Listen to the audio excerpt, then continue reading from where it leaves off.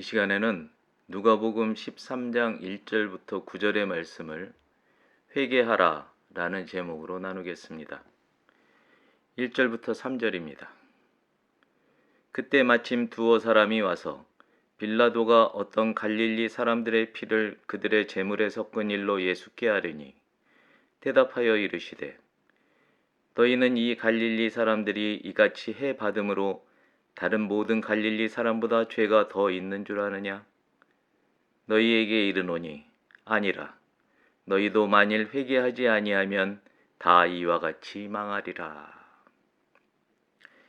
1절 말씀을 살펴보겠습니다. 먼저 두어 사람이 와서 라는 표현입니다. 두어라는 말이 헬라어 성경에는 어떤 사람들이라고 기록되어 있습니다. 그리고 와서라는 말은 있다, 참석하다, 옆에 있다 라는 뜻의 동사가 미완료 과거 시제로 사용되어 옆에 계속 있었다, 참석하고 있었다 라고 기록되어 있습니다. 본문에서 예수님께 말하고 있는 어떤 사람들은 계속해서 무리들 안에 있던 작은 무리 중에 한 부류입니다. 앞에서 나눈 12장에 기록된 예수님의 말씀을 정리해 보겠습니다.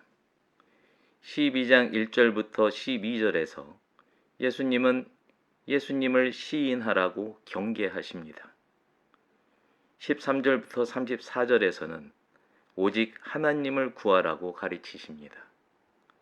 35절부터 48절에서는 하나님께 늘 충성하라고 촉구하십니다. 49절부터 53절에서는 세상과 사람에 대해서는 분쟁하고 하나님과는 화평해지라고 안타깝게 호소하십니다.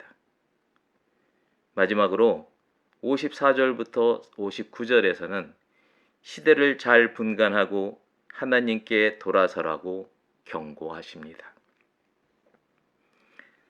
다시 13장 1절로 돌아가서 어떤 사람들이 예수님께 드린 말을 살펴보겠습니다. 그들은 예수님께 빌라도가 저지른 사건을 말하고 있습니다. 정황상 빌라도는 성전에 와서 제물을 올리던 사람을 죽인 것으로 보입니다. 그런데 하필이면 죽임당한 사람들이 갈릴리 사람들입니다. 우리가 알다시피 예수님과 예수님 제자들은 대부분이 갈릴리 사람입니다.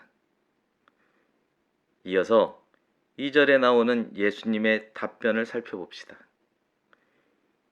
예수님께 이 사건을 전한 사람들의 심중은 살인을 저지른 로마와 빌라도가 아닌 죽은 사람들의 초점이 맞춰져 있습니다. 갈릴리는 유대인들이 천시하는 지역이었고 성전에서 그것도 제사를 지내다 죽임을 당했다면 그보다 더한 저주가 없습니다. 이들은 사건의 근원을 갈릴리 지역 또는 죽임을 당한 갈릴리 사람들이라는 극히 한정된 죄에 초점을 맞추고 있는 겁니다. 그러나 12장 마지막에서 예수님이 하신 말씀을 근거로 생각하면 시대의 징조를 분간하기 위해서는 성전에서 이방인이 저지른 일에 초점을 두어야 합니다. 흠없는 제물을 바쳐야 하는 성전에서 죄를 인정하는 이스라엘 백성을 제물과 함께 죽인 일은 제물에 흠을 낸 것이며 이는 이스라엘의 하나님에 대한 엄연한 신성모독입니다. 이런 관점에서 보면 이스라엘에 미친 국가적 심판을 단지 극히 지역적이고 개인적인 저주로 축소하는 것은 매우 우매한 일이 아닐 수 없습니다. 이는 또 다른 형태의 외식임에 틀림없습니다. 예수님은 3절에서 이처럼 죄 있는 갈릴리인들이 그런 일을 당했기 때문에 너희가 그들의 죄가 다른 모든 갈릴리인보다 더하다고 보는 모양인데 절대 그렇지 않다라고 말씀하십니다. 하나님께 제물을 올렸다는 사실은 감사나 속죄를 의미합니다. 성전에서 죽임당한 이들은 하나님과 화평을 이루려고 했는데, 그럼에도 이러한 종교적 행위를 이해하지 못하는 이방인에 의해 죽임을 당했다면 이 사건은 저주가 아니라 순교입니다. 그러니 이스라엘 전체가 돌아서지 않는다면 이스라엘에 미칠 심판의 강도는 날이 갈수록 그 정도가 심해질 겁니다. 예수님이 하시는 회개하지 아니하면 이라는 말씀의 의미는 일회성 회개가 아니라 반복적인 회개를 말합니다. 자각해야 할 죄가 그만큼 많이 쌓여 있다는 걸 말하는 것입니다. 4절과 5절입니다. 또 실로암에서 망대가 무너져 치어 죽은 18사람이 예루살렘에 거한 다른 모든 사람보다 죄가 더 있는 줄 아느냐? 너희에게 이르노니 아니라. 너희도 만일 회개하지 아니하면 다 이와 같이 망하리라. 4절 본문에 나오는 실로암은 예루살렘 성 안에 있는 연못의 이름입니다. 예수님은 이어지는 답변에서 갈릴리 사람들에게 맞춰졌던 초점을 예루살렘 사람들로 전환하십니다. 망대에는 적의 움직임을 파수하는 기능이 있습니다. 망대가 무너지는 것은 방어 기능을 잃는 것인데, 그 무너진 망대에 깔려 죽었다면 적에게 당하기도 전에 죽임을 당한 겁니다. 이 역시 저주가 아닐 수 없습니다. 4절 후반부에 나오는 예수님의 질문을 헬라어 본문에 충실하게 다시 번역하면 이렇습니다. 너희는 그들이 예루살렘에 사는 모든 사람보다 더 빚진 자가 되었다고 생각하느냐? 너희 생각이 잘못되었다는 의미의 수사의문문입니다. 이스라엘 백성의 소유와 풍요는 하나님 말씀에 대한 순종을 전제로 약속된 것입니다. 이스라엘 백성이 소유와 풍요를 누리면서 하나님 말씀에 불순종하는 짓은 결국 채무가 됩니다. 하나님께 빚을 진 것이고 죄악입니다.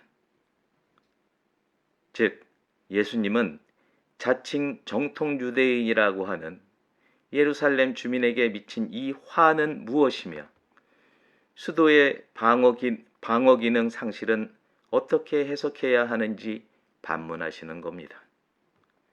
그러면서 이 국면을 벗어날 유일한 방법은 이스라엘 전체의 반복적인 회개뿐임을 역설하십니다. 결국 성전과 예루살렘은 주후 70년에 파멸되려는 화를 당하고 맙니다. 6절부터 9절입니다.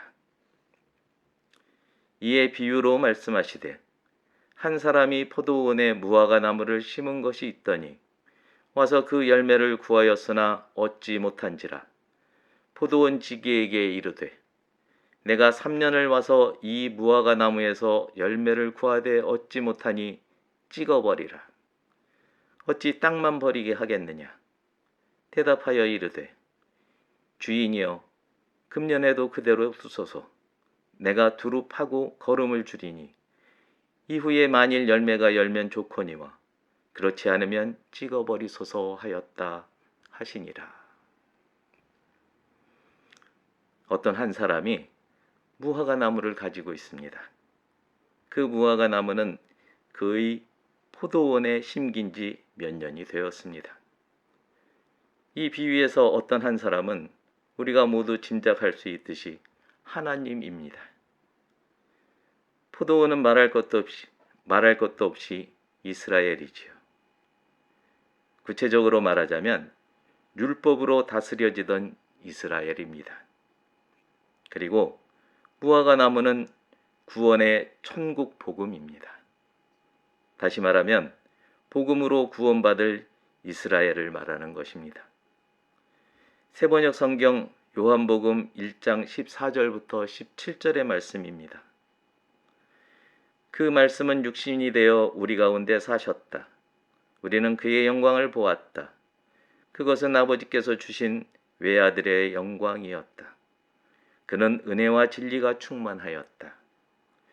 요한은 그에 대하여 증언하여 외쳤다. 이분이 내가 말씀드린 바로 그분입니다.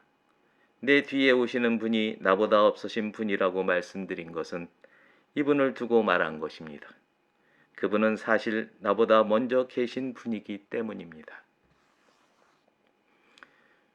우리는 모두 그의 충만함에서 선물을 받되 은혜에 은혜를 더하여 받았다.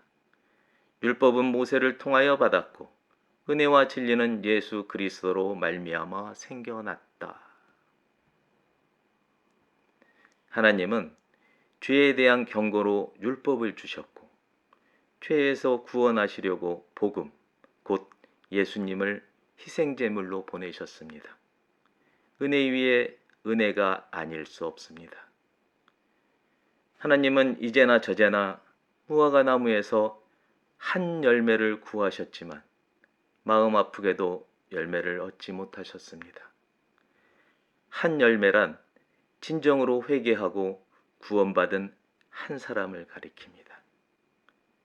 소돔을 멸할 때 10명의 의인 10명을 원하시던 하나님이 지금 열매 하나를 바라십니다. 하나님의 바람에도 불구하고 그 하나를 얻지 못하신 겁니다. 옛 언약과 새 언약 전부를 주었음에도 열매 없는 이스라엘을 바라보는 하나님의 마음이 어떠셨을지 헤아리는 여러분과 제가 되기를 주님의 이름으로 당부합니다. 드디어 하나님이 포도원지기에게 말씀하십니다. 포도원지기는 예수님입니다. 내가 3년 동안 무화과 나무 열매 하나를 파라며 기다렸는데 참으로 그 나무에서 단 하나의 열매도 얻지 못하고 있다. 그러니 너는 그것을 꼭 찍어버려라. 뭐 하려고 땅까지 쓸모없게 만드느냐. 땅은 포도원의 땅, 곧 이스라엘을 가리킵니다. 아마도 무화과 나무에 3년이 되도록 열매가 없으면 이후에도 열매 맺을 가능성이 없는 것으로 보입니다. 여기서 한 가지를 생각해 봅시다. 이스라엘에 복음을 심었는데 열매가 없다면 복음이 심기기 전보다 이스라엘의 죄가 더 커진 것이고 사람들은 더 황폐해진 것입니다. 조금의 이득도 없이 그저 무익할 따름입니다. 그렇다면 구원의 천국 복음이 득이 아니라 해가 되는 것입니다. 무화과 나무를 찍어버리라는 명령도 하나님이 매정해서가 아니라 사랑이 많으셔서 하는 말씀이라는 사실을 명심하는 여러분과 제가 되기를 주님의 이름으로 당부합니다. 주인의 명령에 포도원 지기가 올해까지만은 그대로 두소서라고 간청합니다. 여기서 두소서라는 헬라어 단어는 아피에미인데 이 말에는 용서하다라는 뜻이 있습니다. 포도원지기는 자기가 두루 파고 거름을 주겠으니 다음 해에도 열매가 없으면 그때 찍어버리라고 호소합니다. 예수님이 하나님께 드리는 이 말씀은 이스라엘 백성의 마음 깊이 천국 복음을 새기겠다는 뜻입니다. 그리고 이는 십자가로 가시기 전에 예수님의 살에 가해질 쇠 채찍질과 십자가에서 흘리실 예수님의 피를 말합니다. 예수님의 피와 살만이 해답임을 예수님도 알고 하나님도 아시는 겁니다. 창세기 3장을 보면 선과 악을 알게 하는 나무의 열매를 먹은 아담과 하와가 무화과 나무 잎으로 치마를 엮어서 입은 일이 나옵니다. 이를 보신 하나님이 가죽옷을 만들어 입힌 후에 그들이 영생하며 죄 지을 것을 염려해 아담과 하와를 에덴 동산에서 쫓아내십니다. 영생을 땅에서의 삶이 끝난 후로 유보하신 겁니다. 아담과 하와 시대에는 무화과 나무 잎으로 만든 치마가 반나절도 못 가 쓸모없게 되므로 하나님이 희생제물에서 나온 가죽옷을 주셨습니다. 예수님 시대에 와서도 무화과 나무, 곧 천국 복음만으로 구원에 이를 수가 없기 때문에 예수님이 자기의 피와 살을 주셔야 합니다. 시대가 달라져도 사람이 보이는 한결같은 나약함에 그저 마음이 미어질 뿐입니다. 존귀한 하나님의 친구 여러분, 오늘 말씀에서 하나님도 예수님을 십자가로 보내고 싶지 않으셨다는 걸 미루어 짐작할 수 있습니다. 그렇습니다. 어느 부모가 그걸 바라겠습니까? 하나님은 사랑이십니다. 이 사랑에 의지해서 예수님이 뿌리신 복음으로 말미암아 회개와 구원의 열매를 맺는 여러분과 제가 되기를 예수 그리스도의 이름으로 축복합니다. 기도하겠습니다.